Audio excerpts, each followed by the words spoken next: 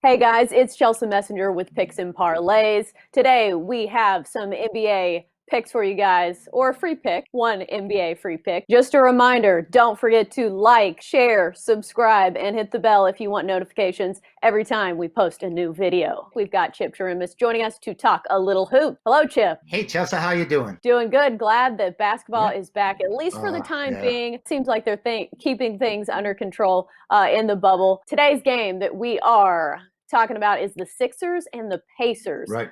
Philly favored in this one, minus 5.5. The total sits at 214.5. Initial thoughts on this one? Well, initially, when you're thinking about this Philadelphia team, the difference between the way they play at home and the way they play on the road is unbelievable. They've only covered one of their last 11 on the road. They're 5-14-1 against the points against teams with winning records. Although they're 5-2 as a favorite in their last 7, but Philly this is a neutral site, Chelsea, so it sort of throws things off a bit. Even though Philadelphia is on the road, it isn't a true home game for Indiana.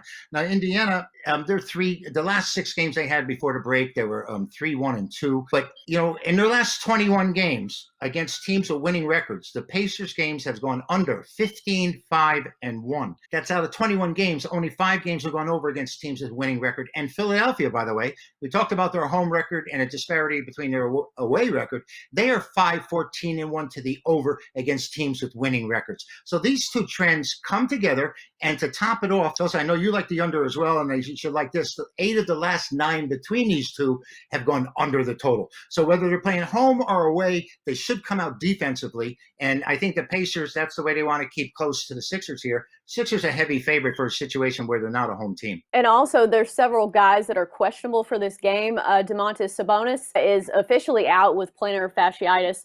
He was an all-star this season and actually was really good against Philadelphia, averaging 15 points and 12 boards against them specifically. Victor Oladipo is questionable. And Joel Embiid, he's been practicing but also questionable. Obviously, that's going to be a big difference there if Embiid's out. I do believe he will play, but Philly, for them, it's all in their heads. On paper, they have the talent to win every game out there, but for some reason or another, they don't have the chemistry. Ben Simmons has to talk to a psychologist so he can shoot threes. It's mind-blowing. Yeah, it really is. And, one thing about these two competitively against each other, in the last 19 games, believe it or not, Indiana's gotten the money 13 times. So Indiana's 13-6 against the points, and yet they're getting 5.5 here, Chelsea.